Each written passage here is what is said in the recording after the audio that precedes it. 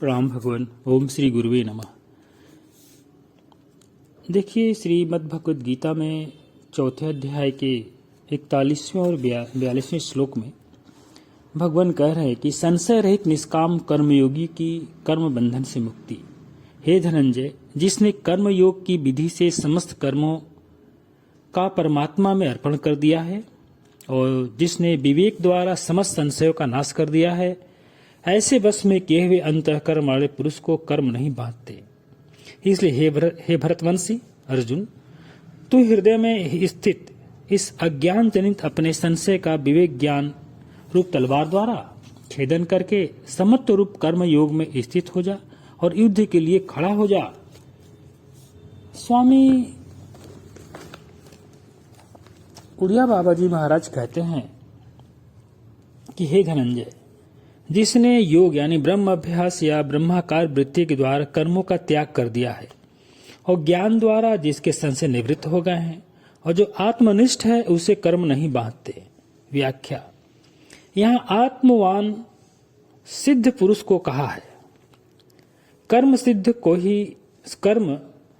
को ही नहीं बांधते, अर्थात कर्मों की निवृत्ति केवल ज्ञान के द्वारा ही होती है और किसी भी साधन से नहीं है, क्योंकि और सब साधन कर्म रूप ही हैं। ज्ञान से संशय छिन्न भिन्न होने पर भी अभ्यास द्वारा निर्विकल्प स्थिति प्राप्त किए बिना कर्मों की अप्रतीति नहीं होती। इसी से कहा है योग संन्यस्त कर्मणाम।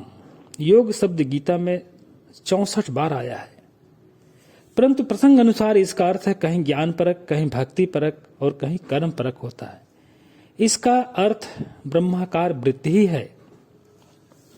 इसलिए हे अर्जुन, अज्ञान से उत्पन्न हुए अपने हृदय में स्थित इस संशय को ज्ञान रूप खड्ग से काटकर कर्म योग का आचरण करो, अर्थात युद्ध के लिए खड़े हो जाओ।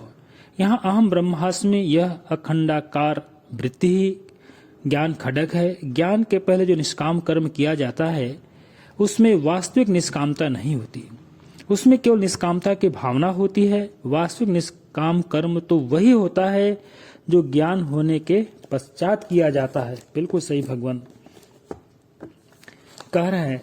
देखो, यद्यपि यह संशय इतना अधिक व्यापक है, कौन कह रहे हैं? हमारे ज्ञानदेव जी महाराज कह रहे हैं कि यद्यपि यह संशय इतना अधिक व्यापक है, फिर भी एक उपाय से इसका नियंत्रण हो सकता है। यदि हमारे हाथ में ज्ञान रूप खड्ग हो तो उसे तीक्ष्ण ज्ञान खड्ग से इसका जड़ से सफाया हो जाता है।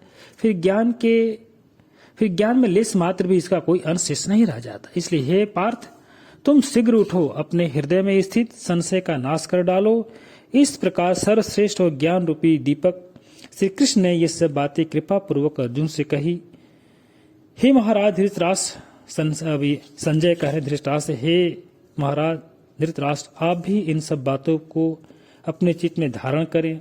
श्री कृष्ण की पूर्वापर की सब बातों का विचार करके पांडुपुत्र अर्जुन अब जो प्रश्न करेंगे, इसका प्रसंग भक्ति का भंडार और रस विर्भाव की प्रवणता से पूर्ण होगा। भगवान जिस प्रकार सूर्य का बिंब बहुत छोटा सा दिखाई पड़ता है पर उसका प्रकाश इतना व्यापक होता है कि त्रिभुवन में भी नहीं समाता, उसी प्रकार आपको इस कथा के शब्दों की व्यापकता का भी अनुभव होगा। अथवा जैसे कल्प वृक्ष याचना करने वाले याचक की इच्छा अनुसार फल देता है, ठीक वैसे इस वाणी की व्यापकता भी श्रोताओं की इच्छा अनुसार कम या अधिक होगी। इसलिए आप सब लोग दत्त चित्त होकर सुने।